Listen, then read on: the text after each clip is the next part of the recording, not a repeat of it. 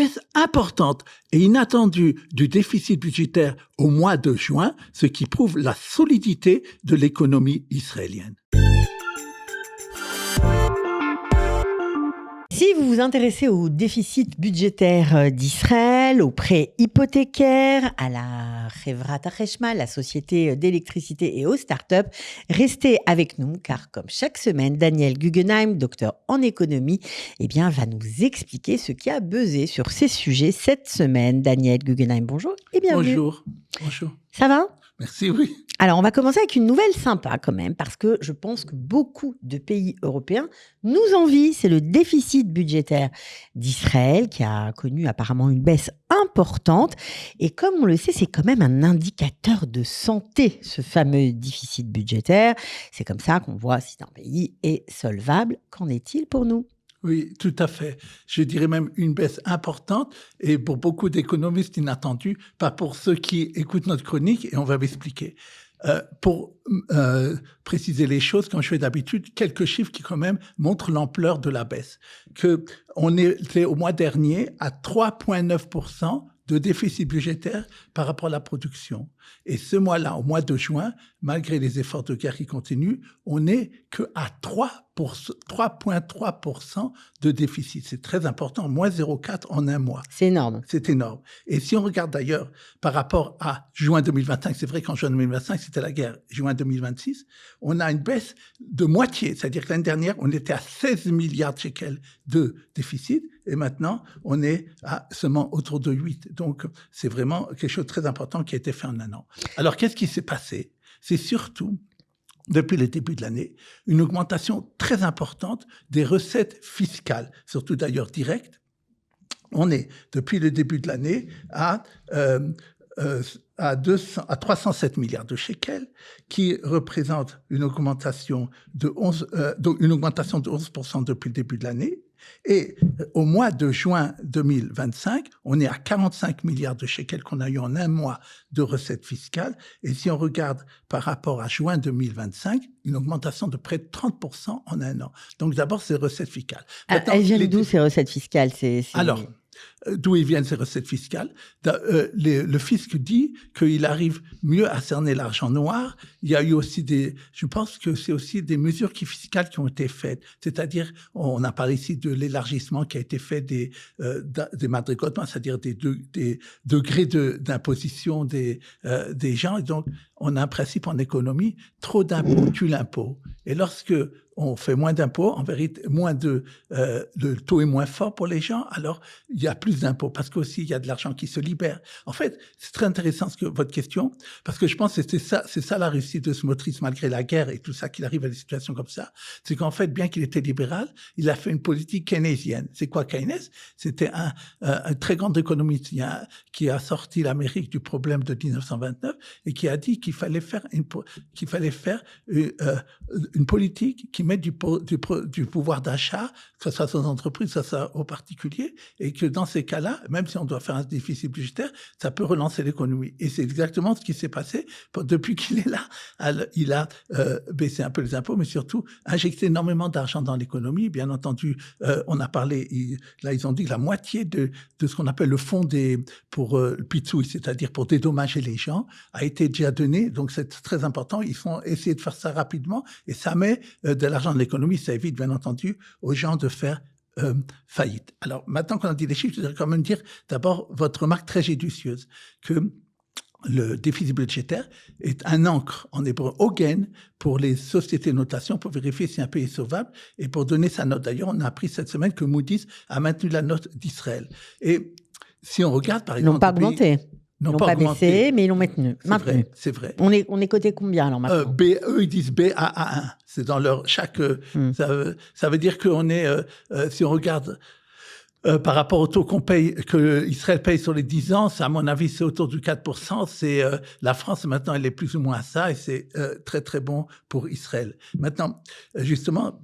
Ben oui, justement, pendant qu'on parle de la France, parce que la France, on n'arrête pas d'entendre que le déficit budgétaire se creuse. Ils en sont où par rapport à nous? Tout à fait. Eux, officiellement, ils ne voulaient pas dépasser les 5%.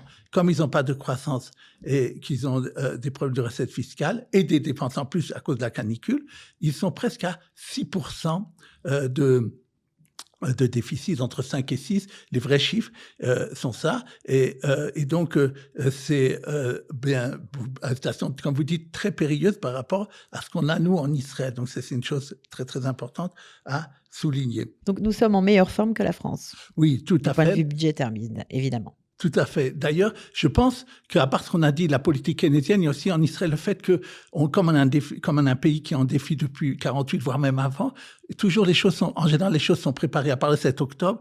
Et par exemple, on voit sur la chance artificielle, comme Israël a maintenant préparé un plan d'envergure de dizaines de milliards de dollars, ce que ne font pas d'autres pays. Et c'est pour ça, d'ailleurs, par exemple, qu'en France, dans le problème de la canicule, il y a eu un déni, il n'y a pas eu de préparation à ça. Et c'est, à mon avis, ça revient beaucoup à ça, cette différence. Une chose que je voulais dire aussi, que les gens se demandent souvent comment ça se fait que, malgré ce qu'on a eu au détroit d'Ormuz, finalement, les prix du pétrole n'ont pas tellement augmenté. Il faut dire d'ailleurs que ce qui s'est passé ces derniers jours, à la différence, c'est-à-dire la nouvelle tension entre les États-Unis et l'Iran, à la différence de ce qui s'est passé avant, fait remonter le shekel et un peu la bourse. Parce que maintenant, on a l'impression que c'est un meilleur scénario qui se profile. Mais revenons à ce que j'ai commencé à dire. Comment ça se fait que les prix du pétrole n'ont pas été à $200 ou ne le sont pas encore aujourd'hui alors qu'il y a de nouveau une tension, il n'y a pratiquement pas de bateau qui coule. Et en vérité, je dis souvent, en économie, il faut voir, c'est l'offre et la demande, il faut voir qu'est-ce qui s'est passé et analyser. Et j'ai vu quelque chose de très intéressant. En fait, ce qui s'est passé, qui c'est qui achète par l'autre d'Ormuz, c'est surtout la Chine. Elle fait, c'est 20%, mais pour la Chine, c'est 80%. Et elle a décidé pendant toute cette période, et l'a fait apparemment en accord avec Trump, de ne pas acheter du tout du pétrole extérieur, de vivre maintenant sur ses stocks. C'est pour ça qu'ils ne sont pas allés acheter ailleurs, et ils n'ont pas fait monter les cours du pétrole. Et donc, c'est ça qui explique le fait que les prix n'ont pas augmenté. Dernière chose que je voulais dire, très important, parce que là aussi, on m'a posé la question là-dessus, il y a des titres dans les journaux, beaucoup de licenciements en Israël sur la haute technologie, qu'est-ce qui se passe, etc. Et en fait, moi, j'ai vu des chiffres comme quoi les salaires dans la haute technologie n'ont jamais été aussi forts. Par exemple, quelqu'un qui est dans le cyber, qui est Bahir, c'est-à-dire ils sont très bien payés. Il vaut maintenant entre 50 et 60 000 shekels par mois. C'est énorme. C'est beaucoup plus qu'avant. Qu'est-ce qui se passe? En fait, il y a un changement, une adaptation du secteur. On demande des gens qui connaissent l'intelligence artificielle et autre chose, et cyber et autres. En vérité, il faut que donc les gens qui les licenciements sont plutôt pour les postes, on va dire d'entrée de gamme, les petits développeurs ou les nouveaux, les juniors. Là, c'est plus compliqué. Ou ceux qui n'ont qu'une formation. C'est ça que je veux dire. Il faut avoir deux. Ça, voilà, c'est ça que je veux dire. Bon, alors, merci pour ces précisions. On va continuer avec une autre bonne nouvelle, en tout cas pour les banquiers. Ce sont les prêts hypothécaires qui sont en hausse. Bon, pour les banquiers aussi, pour les gens qui sont, qui deviennent propriétaires en Israël. Donc, c'est toujours une bonne nouvelle. Et ça n'était pas arrivé depuis plus de 4 ans. On le comprend.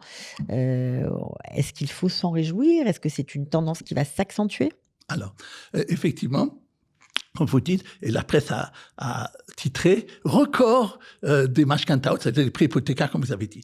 Il voulait dire record, d'abord en voyant les 6 premiers mois de 2026, on a un chiffre de 60 milliards de shekels, alors que l'année dernière, on était à 50 milliards de shekels pour la même période. Donc, c'est une différence très, très importante. Rien qu'au mois de juin, on a eu pour 11 milliards de shekels. Alors, les gens se disent, et se posent la question, mais si on regarde les chiffres, en fait, il n'y a pas plus de ventes qui se font vraiment à l'heure actuelle. Le marché est assez... le marché était stagnant de toute façon. Donc là, si ça reprend un peu, forcément, mais ça ne veut pas dire que le marché va exploser d'un coup, c'est sûr. C'est pas seulement ça. C'est d'où ça vient d'abord. Comme on a parlé ici souvent, c'est qu'il y a eu des miftaïm, ça veut dire des campagnes, des promotions faites par les entrepreneurs il y a plusieurs années de ça. On a expliqué longtemps ici dans plusieurs chroniques, c'était pour qu'ils ne fassent pas faillite, ce qui aurait embêté les banques, comme vous dites. Et qu'est-ce qu'ils disent aux gens? Ils avaient dit, vous payez que 10%, 20%, le reste à la... On en a beaucoup parlé. Et maintenant, ça vient, ces appartements qui ont été faits là-dessus en 2023, etc., beaucoup terminent. Et donc, maintenant, les gens ont besoin de faire de mashkanta. Donc, c'est pas quelque chose qui est nouveau. C'est souvent des choses qui étaient déjà enclenchées auparavant. Des ventes qui étaient enclenchées. Qu'est-ce qu'on a remarqué aussi au mois de juin? Il y a une petite reprise au moins, même, je sais pas si on est en juin, en tout cas, mais, de reprise un peu de ventes, mais c'est uniquement des ventes, encore une fois, des kablanim, c'est-à-dire des promoteurs, et pas de la seconde main, c'est-à-dire des gens qui vendent. Qu'est-ce qui se passe? J'ai vu aussi que il y a toujours un problème de trésorerie chez les promoteurs. Et alors, il y a des nouveaux, j'en parle des fois, mais il y a encore un nouveau patent qu'ils ont fait, une nouvelle idée pour que les gens y achètent. Ils disent comme ça. Moi, pendant mon appartement, achète-moi, paye seulement 10%, 20%, peu importe, ça toujours. Mais en plus, on va te faire quelque chose. On sait que pendant 3-4 ans, maintenant, tu n'as pas une maison où habiter, tu vas devoir payer une location. Ben, c'est moi qui te la paye. Comme ça, par exemple, Guidi a fait. Et alors, ça revient à 360 000 shekels, ce genre de choses à peu près, parce que on leur donne des locations dans des endroits très bons. On sait très bien que les prix sont gonflés de toute façon. C'est ça exactement. C'est qu'en fait, comme on dit, c'est que... Ils sont pas perdants, n'ayez pas peur. Hein. C'est que, en fait, les gens se demandent, est-ce que ça veut dire... Avec la Brest qu'on a parlé la semaine dernière du taux directeur de la Banque d'Israël, est-ce que ça veut dire que les gens vont revenir sur le marché? Alors, de toute façon, la vie va reprendre son cours. Un petit peu, ça fait, mais on voit que c'est surtout dû, pour l'instant, cette hausse de mashkanta à ce qu'on vient de parler. Donc, c'est important à dire. Maintenant, on a également une analyse de ce que sont les dettes qui maintenant les gens prennent, et ils sont très, le ministère de la Banque d'Israël, les ministères des Finances sont un peu effrayés parce que c'est des prêts de plus en plus dangereux. Pourquoi? C'est des prêts où on dit aux banques, on paye pas tout de suite. Ça s'appelle ballon. Ou bien les intérêts, ou bien même le capital n'est pas payé tout de suite. Et après, il faudra une fois le payer. Et ça, il y en a maintenant, ça a doublé ce genre de choses, ça a doublé. Et ce qu'on a remarqué aussi, ça c'est normal puisque il y a une prévision de la baisse des taux directeurs encore pour les prochaines fois, c'est que même déjà au mois dernier, donc au mois de juin, ce qu'on appelle les prêts sur le circuit Primes, donc sur le circuit lié à la Banque d'Israël, a doublé. Donc c'est-à-dire les gens prennent de plus en plus sur ce circuit-là parce que ils se disent c'est un taux variable qui va baisser. Voilà. Bon, alors ça c'était une nouvelle intéressante, c'est bien de comprendre ce qu'il se passe sur le marché de l'immobilier également. Et une autre nouvelle, alors là c'est une question que je vous pose Daniel, que je te pose, Chevrat HaCheshmal est délaissée par les consommateurs pour des opérateurs privés. Voilà, on sait qu'il y a beaucoup d'opérateurs qui proposent aussi de fournir de l'électricité aux Israéliens. Alors est-ce que c'est une fausse bonne idée ou une vraie bonne idée ? Effectivement, le ministère de l'Énergie a tenu à faire une communication à la presse pour ce qui s'est passé au mois de juin en disant, au mois de juin, je veux vous dire, il y a à nouveau 25 000 demandes de gens qui ont voulu passer de la compagnie d'électricité à des opérateurs privés. Et c'est quelque chose qui n'est pas que d'aujourd'hui. Depuis la réforme, il estime qu'à peu près 2 millions d'Israéliens, c'est quand même très important, sont passés de la compagnie d'électricité aux opérateurs privés.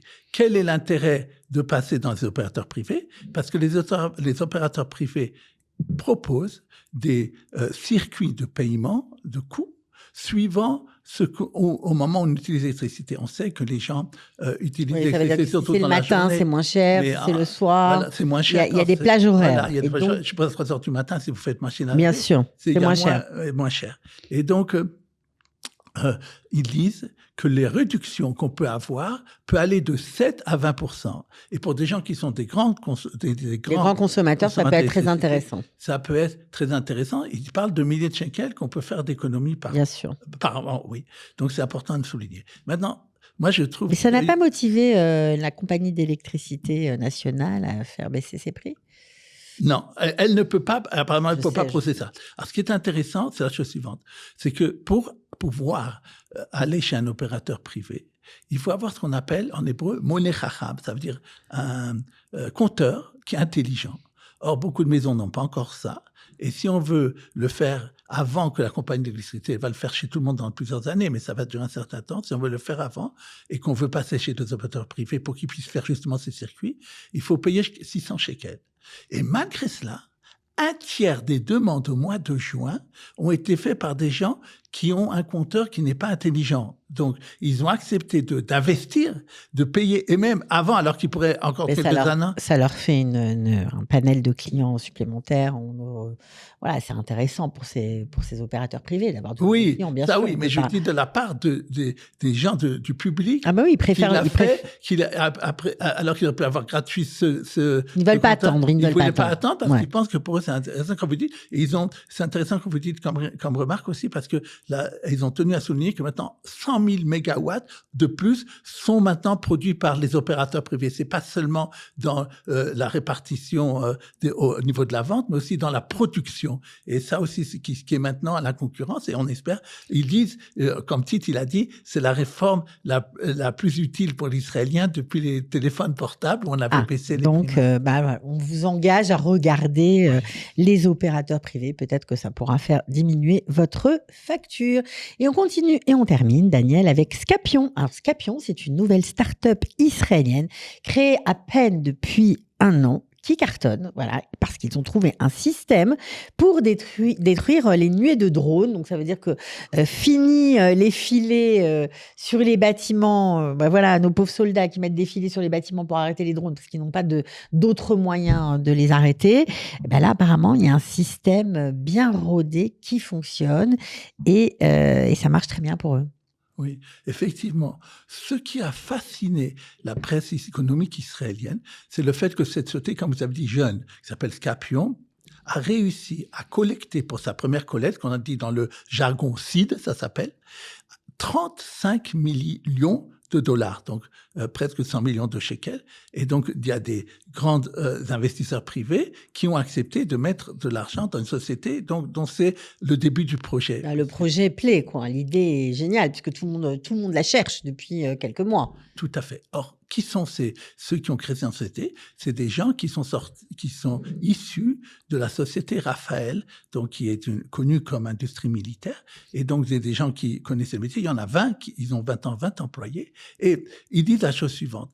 Si on regarde le premier jour de la guerre qu'il y a eu, la dernière guerre entre Israël et l'Iran, a coûté d'abord très cher, 500 millions de dollars. Et en plus, on n'a pas pu tout arrêter, comme vous avez dit, parce qu'il y a eu une nuée de missiles ou de drones qui sont arrivés sur Israël, surtout même de la part du Sud-Liban. Or, eux, ils disent qu'ils ont trouvé le moyen, d'ailleurs, qui sera mobile, qui pourrait être fait par n'importe quel soldat, de pouvoir arrêter donc une nuée de drones ou de missiles même, qui arriverait sur un pays, donc c'est formidable, et un coût beaucoup moins important de ce qu'il est actuellement, donc c'est encore quelque chose de bien. Et surtout, ils disent comme ça, on sait que dans les prochaines années, ceux qui construisent des drones ou les missiles vont en faire qui vont encore aller de plus en plus vite. Et donc, c'est un problème par rapport au pays la cible qui va recevoir ça, de pouvoir se prémunir contre ça. Or, leur système pourra lutter aussi contre l'augmentation. Ils parlent même jusqu'à 500 km à l'heure. On pourra lutter contre une nuée qui vient très vite contre un pays. Donc, c'est vraiment un produit extraordinaire et on espère pour eux et pour l'humanité qu'ils y arriveront. Mais on en est persuadé. En tout cas, merci pour ces infos. Toujours passionnantes, cher Daniel. On se retrouve la semaine prochaine. Avec plaisir.